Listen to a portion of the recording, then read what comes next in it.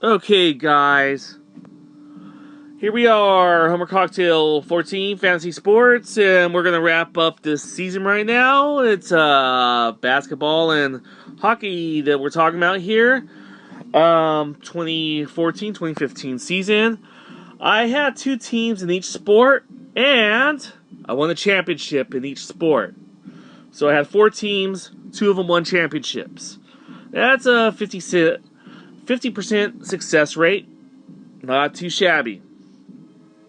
I'll have a commentary about the Clippers later on, but let's first get on to my wins. In basketball, I had the Globetrotters and the Bouncers, and the Globetrotters won their championship. The Bouncers had a little tougher because they were in a winter league. So there you got the Globetrotters finishing first place. I was a 5th seed, but I finished first place in the league. And here's the breakdown of that. In hockey, I had two teams, the Ice Truckers and the Curlers. It was both rotisserie, so it was not head up. So I finished first out of 12 teams there with the Curlers. I love ironic names. So there's some statistics right there. Got the good old Curlers. I started off strong. That blue line up top is mine, where you can see I started off strong, went into the middle of the pack, and I finished first. It was a dogfight. So that's a wrap-up of my four teams. Two of them won championships. Now the commentary with the Clippers. And we're going to talk about a curse. An Indian curse, because they used to be the Buffalo Braves. After they were the Buffalo Braves, they were the San Diego Clippers. Now, Buffalo is important to Native Americans, keep in mind. And the word Braves. So that's a double whammy right there. You got the Buffalo Braves. They're doing well in Buffalo. Very well. And the owner basically said, you know what? I want to cash out. Because they weren't doing poorly. They were not doing poorly. They had a guy named Randy Smith. They had a guy named Bob McAdoo. And they were doing quite well there in Buffalo. They moved to San Diego, then eventually Los Angeles. Billy Crystal was a big fan of theirs. I don't know if he still is. But let's talk about the Indian curse, though. There you got Kramer from Seinfeld. Remember that episode? The Indians are a very prideful people. There's Chief Woodenhead right there. So we got to think about the curse right now. There you got the crying Native American that I remember as a kid. Norm Nixon used to be on the Lakers. He got traded for Byron Scott. Byron Scott went on to win championships with the Lakers, and Norm Nixon was a good player, but with the San Diego Clippers, he didn't do as well. Alright here. Even Miracle Max could not save the Clippers. I was watching the series against the Rockets, and it went south quick. Went south very quick. So we're going to talk about the curse now.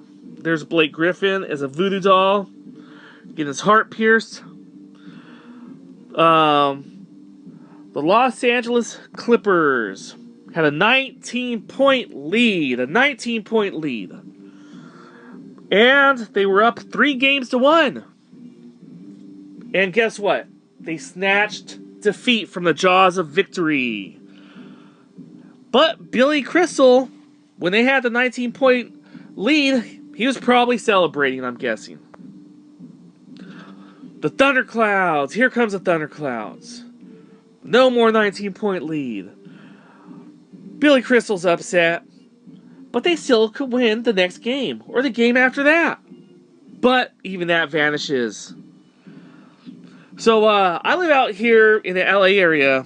In San Bernardino, California is where I was born. And the Orange Show out here was said to be built on the Indian burial ground. And it used to rain all the time. Because of the same thing, the Indian curse, you know? So they kept moving it back. It used to be in March when it started, then April, and they moved it to May, and no matter when they moved it, it kept raining. So that's what this reminded me of. Out here you have the Wigwam Motels here on Route 66. So let's get back to the Clippers, though. Let's get back to the Clippers and what else this reminded me of. The curse of the Bambino when the Red Sox traded Babe Ruth to the Yankees.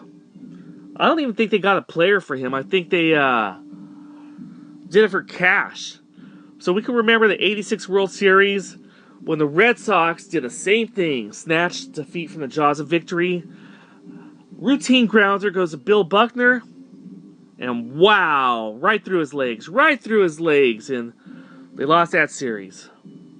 We remember Scott Norwood missing a 47-yard field goal against the Giants. And from where? The Buffalo Bills. Same place where the Clippers came from, Buffalo. And they lost 4 Super Bowls in a row. Laces out, Dan. Laces out, right? Remember that? Okay, let's think about the Chicago Cubs. They had a bar owner that wanted to bring a goat into Wrigley Field. And he was not allowed, and he put a curse on the Cubs, supposedly. And a little more than 10 years ago, they were playing the Marlins in the playoffs in the National League. And who can remember Steve Bartman messing with the foul ball? Then the comedy of errors that ensued, and they could have still won the series even after they blew a big lead here, but they didn't, because of curse. Oh boy. The travesty. You know, you take the good with the bad, and basically I won 2 championships in this fantasy league, one with the Curlers, one with the Globetrotters. So I'm not going to think about the curse too much. I'm going to watch the Anaheim Ducks. I'm from the LA area, like I said. So, I'm wrapping up here. Homer Cocktail 14, Fantasy Sports. I'll be watching the Ducks. So far as I know, they do not have a curse on them. But they are playing the Blackhawks. Okay? And, there's no reason to put a curse on these guys. Because Native Americans are doing quite well out here nowadays. A lot of Indian bingo. Alright, guys. You take care.